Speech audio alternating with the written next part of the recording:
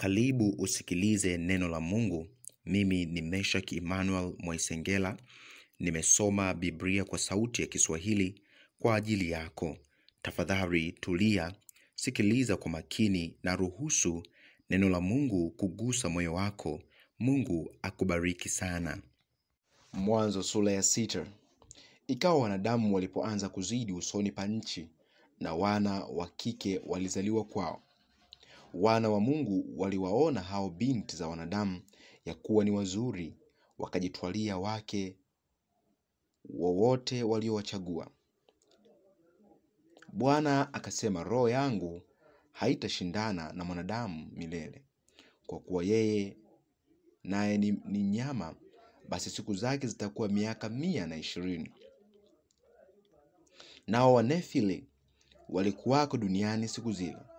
Tena baada ya hayo, wana wa Mungu walipoingia kwa binti za wanadamu wakazaa, nao wana hao ndio waliokuwa watu hodari zamani, watu wenye sifa. Bwana akaona ya kuwa maovu ya mwanadamu ni makubwa duniani, na kwamba kila kusudi analowaza moyoni mwake ni baya tu siku zote. Bwana akaghairi kwa kuwa amemfanya mwanadamu duniani, akahuzunika moyo. Bwana akasema, nitamfutilia mbali mwanadamu niliyemuumba usoni pa nchi, mwanadamu na mnyama na kitambaacho na ndege wa angani, kwa maana naghairi ya kwamba nimewafanya. Lakini Nuhu akapata neema machoni pa Bwana. Hivi ndivyo vizazi vya Nuhu. Nuhu alikuwa mtu wa haki, mkamilifu katika vizazi vyake. Nuhu alikwenda pamoja na Mungu. Nuhu akazaa wana watatu wa kiume, Shem na Ham na Yafeth. Dunia ikaharibika mbele za Mungu. Dunia ikajaa dhuluma. Mungu akaiona dunia na tazama imeharibika, maana kila mwenye mwili amejiharibia njia yake duniani. Mungu akamwambia Nuhu, mwisho wa kila mwenye mwili umekuja mbele zangu, kwa sababu wameijaza dunia dhuluma, basi nitawaharibu pamoja na dunia. Ujifanyie safina ya mti wa mvinje, fanya na vyumba ndani ya safina, ukaifunike ndani na nje kwa rami. Hivi ndivyo utakavyoifanya mikono 300 urefu wa safina, mikono 50 upana wake, na mikono 30 kwenda juu kwake. Uifanyie safina mwangaza,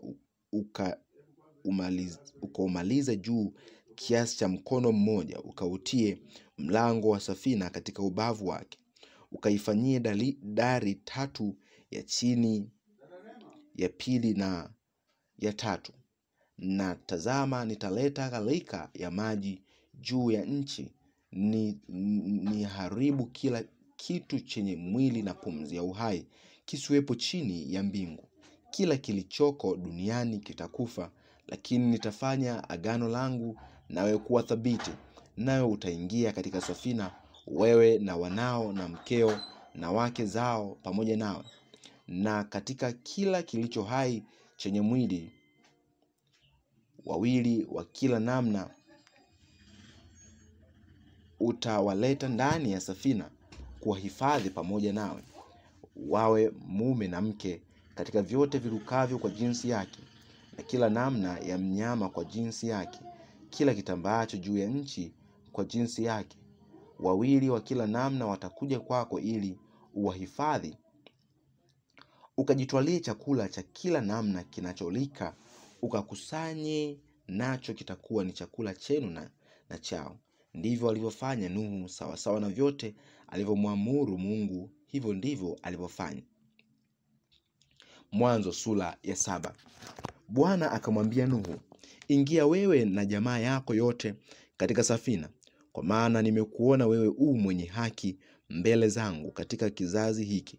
Katika wanyama wote walio safi ujitwalie 7, mume na mke, na katika wanyama wasio safi 2, mume na mke.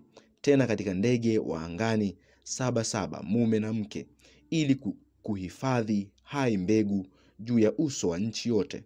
Kwa maana baada ya siku 7 nitainyeshea dunia mvua siku 40 mchana na usiku, na kila kilicho hai nilichokifanya juu ya uso wa nchi nitakifutilia mbali. Nuhu akafanya kama vile Bwana alivyomwamuru, naye Nuhu alikuwa mtu wa miaka 600 hapo hiyo gharika ya maji ilipokuwa juu ya nchi. Nuhu akaingia katika safina, yeye na wanawe na mkewe na wake za wanawe pamoja naye, kwa sababu ya maji ya gharika, na katika wanyama walio safi na wanyama wasio safi na ndege navyo vyote vitambaavyo juu ya nchi wakaingia katika safina alimo Nuhu, wawili wawili, mume na mke, kama vile Mungu alivyomwamuru Nuhu. Ikawa baada ya siku hizo 7 maji ya gharika yakawa juu ya nchi katika mwaka wa 600 wa maisha ya Nuhu, mwezi wa pili, siku ya 17 ya mwezi. Siku ile chemchemi zote za vilindi vikuu zilibubujika kwa nguvu, madirisha ya mbinguni yakafunguka, mvua ikanyesha juu ya nchi siku 40 mchana na usiku. Siku ile ile Nuhu akaingia katika safina, yeye na Shem na Ham na Yafeth, wana wa Nuhu na mkewe Nuhu, na wake 3 wa wanawe pamoja naye, wao na kila mnyama wa mwitu kwa jinsi yake, na kila mnyama wa kufugwa kwa jinsi yake, na kila kitambaacho chenye kutambaa juu ya nchi kwa jinsi yake, na kirukacho kwa jinsi yake, kila ndege wa namna yoyote waliingia katika safina alimo Nuhu, wawili wawili wa kila chenye mwili kilicho na pumzi ya uhai ndani yake.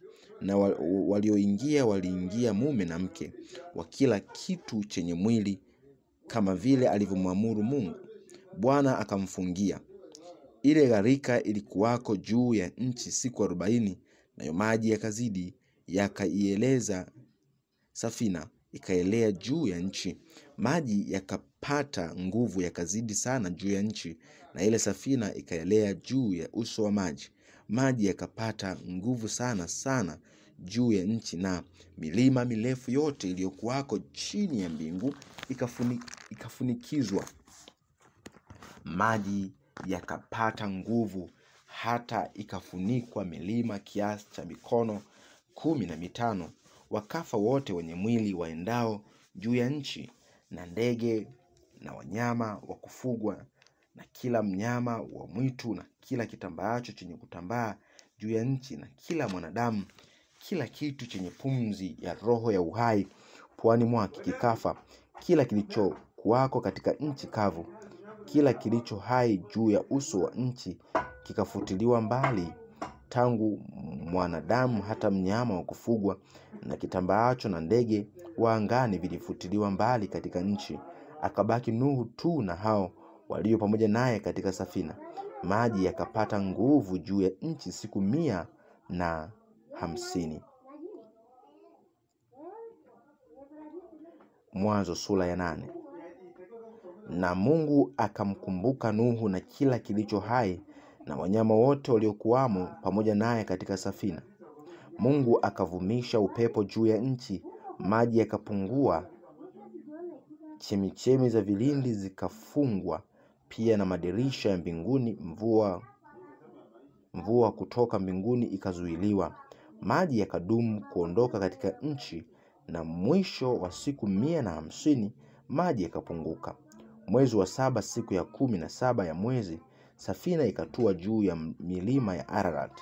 Maji yakapunguka hata mwezi wa 10. Mwezi huo wa 10 siku ya kwanza ya mwezi, vilele vya milima vikaonekana. Ikawa baada ya siku 40, Nuhu akalifungua dirisha la safina alilolifanya, akatoa kunguru, naye akatoka akaenda huko na huko hata maji yakakauka juu ya nchi.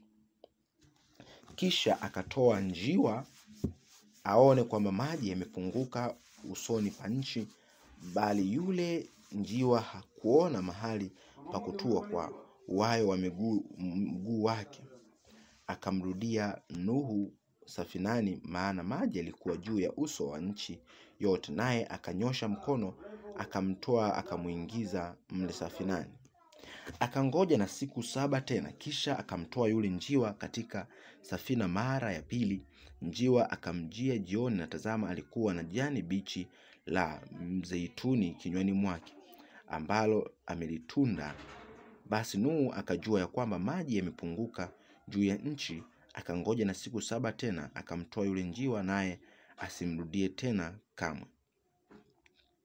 Ikawa mwaka wa 601, mwezi wa kwanza, siku ya kwanza ya mwezi, maji yalikauka juu ya nchi. Nuhu akaondoa kifuniko cha safina, naye akaona na tazama, uso wa nchi umekauka.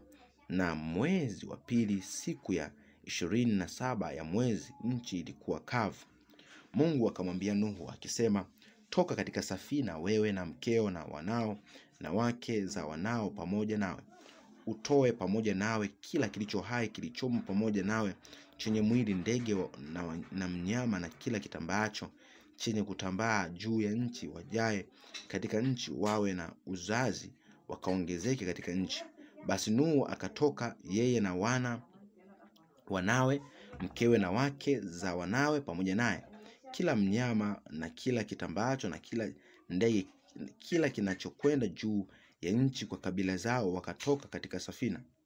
Nuhu akamjengea Bwana madhabahu, akatoa katika kila mnyama aliyesafi na katika kila ndege aliyesafi, akavitoa sadaka za kuteketezwa juu ya madhabahu. Bwana akasikia harufu ya kumridhisha. Bwana akasema moyoni, sitailaani nchi tena baada ya hayo kwa sababu ya wanadamu, maana mawazo ya moyo wa mwanadamu ni mabaya tangu ujana wake.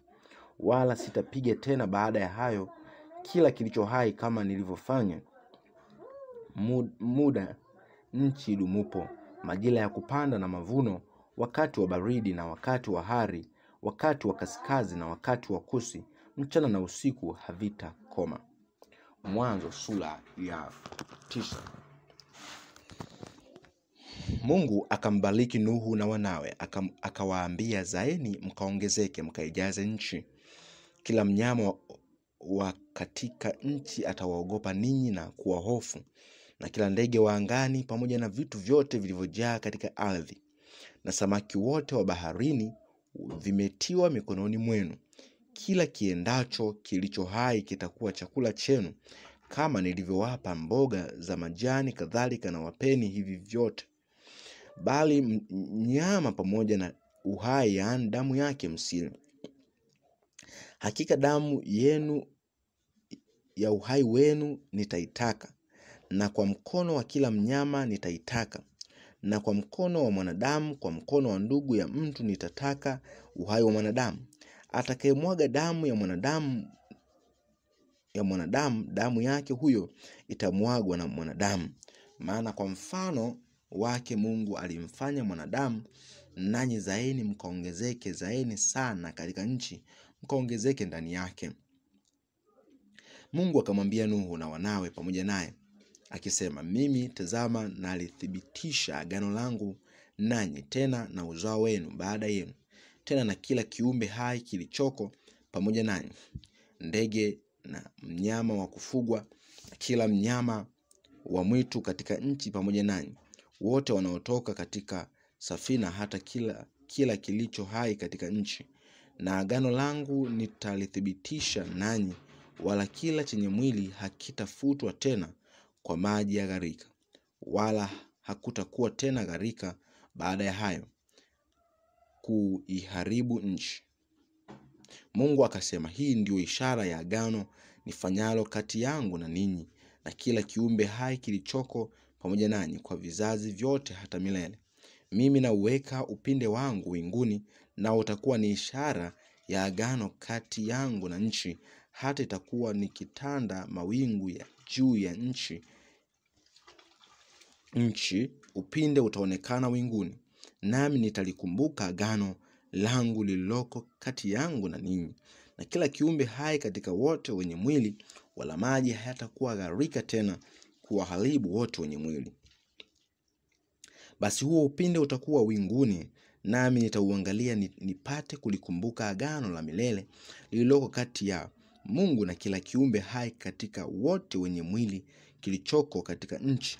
Mungu akamwambia Nuhu, hii ndiyo ishara ya agano nililoweka kati yangu na wote wenye mwili walioko katika nchi. Wana wa Nuhu waliotoka katika safina ni Shem na Ham na Yafeth, na Ham ndiye baba wa Kanaani. Hawa watatu walikuwa wana wa Nuhu, na kwa hao nchi yote kaenea watu. Nuhu akaanza kuwa mkulima, akapanda mizabibu, akanywa divai, akalewa, akawa uchi katika hema yake. Ham baba wa Kanaani akauona uchi wa baba yake, akawaeleza ndugu zake wawili waliokuwa nje, Shem na Yafeth. Wakatwaa vazi wakalitanda mabegani mwao wote wawili, wakaenda kinyume nyume, wakaufunika uchi wa baba yao, na nyuso zao zilielekea nyuma, wala hawakuuona uchi wa baba yao. Nuhu akalevuka katika ulevi wake, akajua mwana wake mdogo alivyomtenda, akasema, na alaaniwe Kanaani, atakuwa mtumwa kabisa kwa ndugu zake. Akasema, na atukuzwe Bwana Mungu wa Shem, na Kanaani awe mtumwa wake. Mungu akamnafisishe Yafeth, na akae katika hema ya Shem, na Kanaani awe mtumwa wake. Na Nuhu akaishi baada ya ile gharika miaka 350. Siku zote za Nuhu zilikuwa miaka 950, akafa. Mwanzo sura ya 10. Hivi ndivyo vizazi vya wana wa Nuhu, Shem na Ham na Yafeth. Na kwao walizaliwa wana wa kiume baada ya gharika. Wana wa Yafeth ni Gomeri na Magogu na Madai na Yavan na Tubari na Meshek na Tilas. Na wana wa Gomeri na Ashkenaz na Rifath na Togama. Na wana wa Yavan ni Elisha, Tarishishi, Kitim na Warodan. Kwa hao nchi za pwani za mataifa ziligawanyikana kuwa nchi zao, kila moja kwa lugha yake, kwa jamaa zao, kufuata mataifa yao. Na wana wa Ham ni Kushi na Misri na Putu na Kanaani. Na wana wa Kushi ni Seba na Havira na Sebta na Laama na Sebteka. Na wana wa Laana ni Sheba na Dedan. Kushi akamzaa Nimrodi, akaanza kuwa mtu hodari katika nchi. Alikuwa hodari kuwinda wanyama mbele za Bwana. Kwa hiyo watu hunena kama Nimrodi, hodari wa kuwinda wanyama mbele za Bwana. Mwanzo wa ufalme wake ulikuwa Babeli na Ereku na Akadi na Kalne katika nchi ya Shinari. Akatoka katika nchi ile akaenda mpaka Ashuru, akajenga Ninawi na Rehoboth Ir na Kala na Lesen kati ya Ninawi na Kala, nao ni mji mkubwa. Misri akazaa Warudi na Waanami na Walehabi na Wanaftuhi na Wapathluth na Waklasluhi. Huko ndiko walikotoka Wafilisti na Wakaftori. Kanaani akamzaa Sidon mwanawe wa kwanza, na Heth na Myebus na Mwamori na Mgirigash na Muhivi na Mwalki na Msini na Mwalivadi na Msemari na Muhamath. Baadaye jamaa za Wakanaani walitawanyika, na mpaka wa Kanaani ulianza kutoka Sidon kwa njia ya Gerari hata Gaza, tena kwa njia ya Sodoma na Gomora na Adma na Seboim hata Lasha. Hao ndio wana wa Ham kufuata jamaa zao kwa lugha zao katika nchi zao kufuata mataifa yao. Na Shemu ambaye ni baba wa wana wote wa Eberi na ndugu mkubwa wa Yafeth akazaliwa wana wa Shem ni Elam na Ashuru na Alfaksad na Ludi na Aram. Na wana wa Aram ni Us na Huri na Gether na Mash. Alfaksad akamzaa Sera, Sera akamzaa Ebeli. Eberi akazaliwa wana wawili wa kiume. Jina la wa kwanza ni Pelegi, maana katika siku zake nchi iligawanyika, na jina la nduguye ni Yoktan. Akamzaa Almodadi na Sheref na Hasal Maweth na Yera na Hadoram na Uzali na Dikra na Obali na Abimaeli na Seba na Ofiri na Havila na Yobabi. Hao wote ndio wana wa Yoktan. Makao yao yalikuwa kutoka Mesha kwa njia ya Sefali, mlima wa mashariki, hao ndio wana wa Shemu kufuata jamaa zao na lugha zao katika nchi zao kufuata mataifa yao. Umesikiliza neno la Mungu lililosomwa na Meshak Emmanuel Mwaisengela. Tafadhali bonyeza subscribe, like na shiriki video hii ili watu wengine pia waone mwanga wa Kristo. Tutarudi tena na neno lingine. Ubarikiwe.